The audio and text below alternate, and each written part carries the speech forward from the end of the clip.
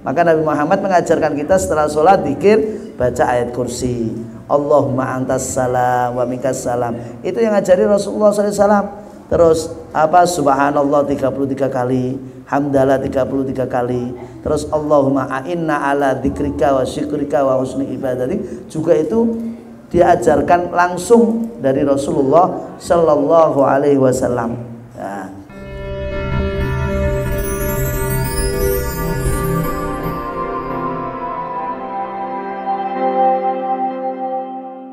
Alhamdulillah, kita akan belajar bersama-sama memahami Ahlussunnah wal Jamaah. Karena akhir zaman ini, mohon maaf, mereka mengaku Ahlussunnah wal Jamaah, tapi masih banyak yang membenci dan menghina Ahlul Bait Rasulullah sallallahu alaihi wasallam. Alasannya tidak jelas. Tetapi kalaupun tidak jelas, tetapi agama Islam mengajarkan kita untuk mencintai sesama muslim. Tidak pandang bulu siapa itu orangnya, selama dia muslim wajib kita menghormati dan berprasangka buruk dengan sesama muslim. Maka di malam ini kajian Ahlussunnah wal Jamaah akan membahas tentang masalah raf'us shaut bidzikir. Bagaimanakah hukum mengeraskan bacaan zikir setelah sholat? Karena masjid-masjid yang ada di sekitar kita beraneka ragam. Ada yang masjidnya tidak ada zikirnya, setelah assalamualaikum wassalamualaikum langsung kabur ya. Ada yang assalamualaikum langsung megang HP semuanya. Ada yang assalamualaikum masih berzikir bareng-bareng. Ada yang assalamualaikum tetap di tempat, tidak ada suara yang keras. Mereka berzikir sendiri-sendiri tanpa ada komando dari imam. Ada yang masjid di mana kita berzikir diusir karena tidak ada tuntunan dari Rasulullah SAW. Bahkan ada yang lebih keras lagi, orang yang berzikir setelah sholat adalah bid'ah dan haram hukumnya. Sehingga kita ini bingung, karena yang menyampaikan pun kadang mereka dianggap ustadz. Jadi kita bingung, ustadz ini yang mana yang benar? Yang satu mengharamkan, yang satu membid'ahkan, yang satu membolehkan, yang satu tidak usah, yang satu diem, yang satu wis ndak usah ikut-ikutan. Jadinya kita ini sebagai orang kurang ilmu atau orang awam sedikit banyak mesti bingung ya.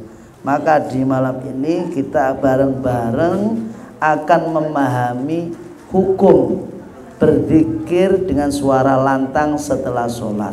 Bagaimana hukumnya dan apakah ada tuntunannya? Apakah Rasulullah juga melakukan zikir keras, apakah tidak? Sehingga itu akan kita kupas di malam ini sehingga kita tahu titik terang. Oh, yang boleh itu bagaimana, yang tidak boleh itu yang bagaimana. Di sini dikatakan hal yajuzu raf'us shaut bidzikri, apakah diperbolehkan mengeraskan suara zikir setelah sholat. Nah, di situ di pesantren ya, ada yang pesantren itu setelah sholat zikir bareng-bareng. Ada yang pesantren setelah sholat zikirnya sendiri-sendiri. Kita sudah sering melihat beberapa pesantren yang pesantren itu setelah sholat zikir bareng. Ada yang pesantren itu setelah sholat zikirnya sendiri-sendiri. Ya, di situ bagaimana hukumnya? Di situ dikatakan ya juzu raf'us shaut bidzikri, boleh mengeraskan bacaan zikir setelah sholat. Oh, ternyata boleh. Tapi yang jadi pertanyaan, kalau boleh dalilnya apa itu? Tuntunannya ada kapan enggak? Apakah boleh ini fatwa dari ulama tanpa sumbernya? Apakah cuma hanya mengada-ada? Ternyata hukum bolehnya mengeraskan bacaan zikir setelah sholat ternyata ada hadisnya dan ada tuntunannya dari Rasulullah Sallallahu Alaihi Wasallam. Tuntunan salah satunya dari Rasulullah SAW diriwayatkan Di dalam riwayat akhrajahu Syaikhan, ya, Bukhari Muslim, dikatakan itu termasuk hadis sahih. Sayyidina Abdullah bin Abbas mengatakan, inna raf'as saut bidzikri hina yansarifun nas minal maktubah kana ala ahdin nabiyyi sallallahu alaihi wasallam. Qala Ibnu Abbas, kuntu a'lamu idan sarafu bidzalik idza samituhu. Dikatakan, diriwayatkan dari Sayyidina Abdullah bin Abbas bahwasanya mengeraskan suara zikir setelah sholat ternyata kana ala ahdin nabi, di mana itu di zamannya Nabi Muhammad sallallahu alaihi wasallam. Maka Nabi Muhammad mengajarkan kita setelah sholat zikir baca ayat kursi, Allahumma antas salam wa minkas salam. Itu yang ngajari Rasulullah sallallahu alaihi wasallam. Terus apa, subhanallah 33 kali, hamdalah 33 kali. Terus Allahumma a'inna ala dzikrika wa syukrika wa husni ibadatik, juga itu diajarkan langsung dari Rasulullah sallallahu alaihi wasallam. Nah, itu berarti mengeraskan bacaan zikir setelah sholat ternyata sudah ada di zaman Rasulullah sallallahu alaihi wasallam. Sehingga Sayyidina Ibnu Abbas mengatakan, kuntu a'lamu, aku tahu kalau selesai zikirnya idan sorofu, para sahabat itu langsung berdiri semua setelah mendengar Rasulullah berzikir selesai. Nah, dari situ menandakan berarti Rasulullah juga mempraktekkan, mencontohkan zikir keras setelah sholat yang dikomandoi yaitu oleh Rasulullah SAW. Ya, di situ. Terus juga ada hadis lagi dikatakan Rasulullah SAW bersabda dalam hadis qudsi, Allah Subhanahu wa taala berfirman, ana inda dhanni abdi bi wa ana ma'ahu idza dzakaroni fa in dzakaroni fi nafsi dzakartuhu fi nafsi wa in dzakaroni fi malain dzakartuhu fi malain khairun minhu. Di situ dikatakan wa in dzakaroni fi malain. Makna fi malain ini adalah berjamaah, bareng-bareng. Berarti makna bareng-bareng ini biasanya si imam atau pemimpinnya mengajak zikir bareng-bareng. Nah, di situ menunjukkan bahwasanya dalil membaca zikir keras sudah diajarkan oleh Rasulullah Shallallahu Alaihi Wasallam.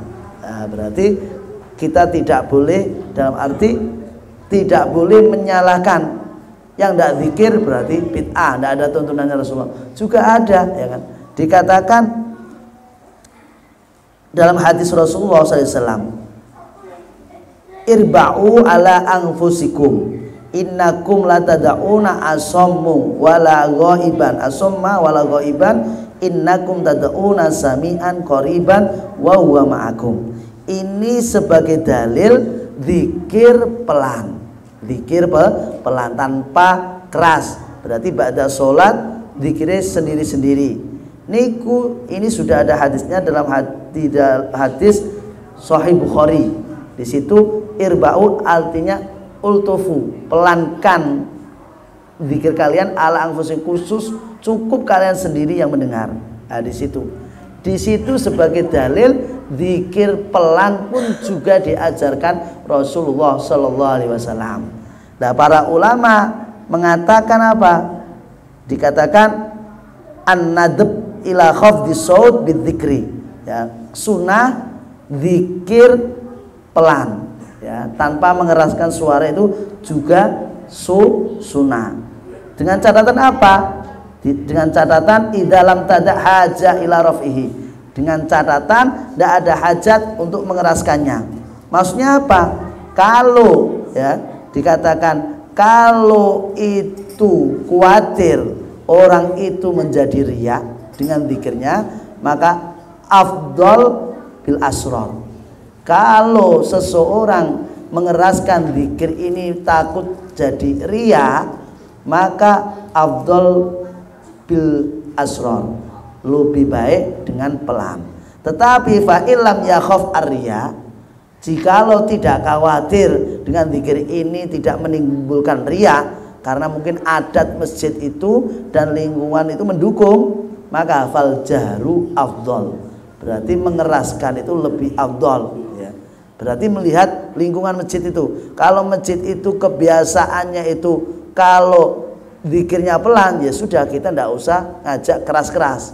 Tetapi kalau lingkungan masjid itu kok setelah salam langsung buyar, dan perlu mungkin lingkungan itu awam, mungkin imam itu mengajari dengan keras. Tetapi kalau sudah terbiasa masjid itu sudah zikir masing-masing tanpa dikomando imam, mereka langsung setelah salam langsung zikir masing-masing, maka lebih afdol seperti itu, tanpa suara, tanpa keras. Tetapi kalau lingkungan itu seumpama diajak keras, tidak masalah, tidak ada fitnah, tidak ada unsur riya, maka fal jahru afdol, bisyarti, dengan syarat zikir keras, alla yu'dhi ghairah, tidak menyakiti orang lain. Kita mau zikir keras, astagfirullahaladzim, tapi samping kita terganggu, ya kan? Baik orang yang sholat di samping kita, ataupun ada orang yang tidur, atau yang zikir, atau yang baca Quran. Intinya zikir pelan pun juga sunnah, sudah diajarkan oleh Rasulullah SAW. Berarti dua-duanya ini sudah ada tuntunan dari Rasulullah SAW. Tinggal kita mempraktekkan yang mana. Mau keras, lihat lingkungan masjid itu. Kira-kira kalau keras mengganggu ndak samping kanan kiri kita. Kalau ndak, mereka ikut dan senang, maka lebih afdol keras bareng, membantu. Dikatakan fa in da'at haja ila raf'is saut, maka di situ yusan. Kalau memang diperlukan untuk zikir bareng, karena lingkungan orang awam itu kadang tidak tahu hukum, pokoknya bar salam ya wis langsung metu ya. Apalagi di lingkungan Solo Raya ini beraneka ragam. Ba'da sholat langsung do nyekel HP dewe-dewe. Nah, ini bagi imam lebih baik ngajak zikiran. Ba'da sholat langsung nyekel HP, kecuali ba'da sholat mereka masing-masing megang tasbih atau zikir masing-masing, tidak ada yang keluar, maka imam tidak usah ngajak bareng-bareng. Karena apa? Mereka sudah berzikir masing-masing. Nah, di situ disunahkan lebih afdol zikir pelan-pelan. Karena apa? Lingkungan sudah jalan zikir masing-masing. Tetapi kalau lingkungan itu belum tahu tentang keutamaan berzikir, maka lebih afdolnya kita ajak zikir bareng-bareng, supaya apa? Mendapatkan keutamaan, yaitu berjamaah. Fa in dzakaroni fi malain dzakartuhu fi malain khairun minhu. Kalau kita berzikir bareng-bareng sama jamaah, bareng-bareng, di situ Allah akan mengingat kita lebih baik daripada kita mengingat Allah Subhanahu wa taala.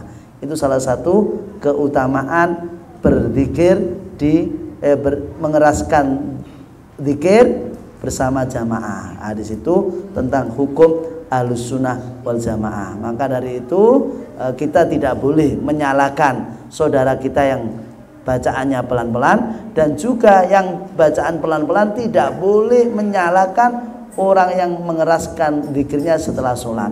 Yang kita salahkan orang yang setelah sholat malah ngobrol dewe, main HP dewe, WA-an dewe, tiktokan, malah do joget-jogetan ba'da sholat. Nah, ini yang kita tegur, karena mereka-mereka itulah yang akan mengganggu orang-orang yang ada sekitar, terutama akan merubah tuntunan syariatnya Rasulullah Shallallahu Alaihi Wasallam. Mudah-mudahan sedikit permasalahan di Ahlus Sunnah wal Jamaah ini bisa menambah keimanan kita, lebih-lebih pemahaman, karena lingkungan kita beraneka ragam masjid yang berbeda-beda aturan. Di situ ada yang melarang, ada yang menganjurkan, maka semua itu harus ada tuntunan dan ada sumber dari Rasulullah SAW ataupun dari Al-Quran. Mudah-mudahan kajian malam ini, kajian Ahlus Sunnah wal Jamaah, menambah keimanan kita, menambah pengetahuan kita tentang hukum mengeraskan suara dalam berzikir setelah sholat. Ternyata bagian dari sunnah dan ajaran Rasulullah Sallallahu Alaihi Wasallam. Wallahu a'lam bishawab, wa sallallahu ala sayyidina Muhammadin wa ala alihi washabihi wasallam, wal afu minkum, wassalamu alaikum warahmatullahi wabarakatuh.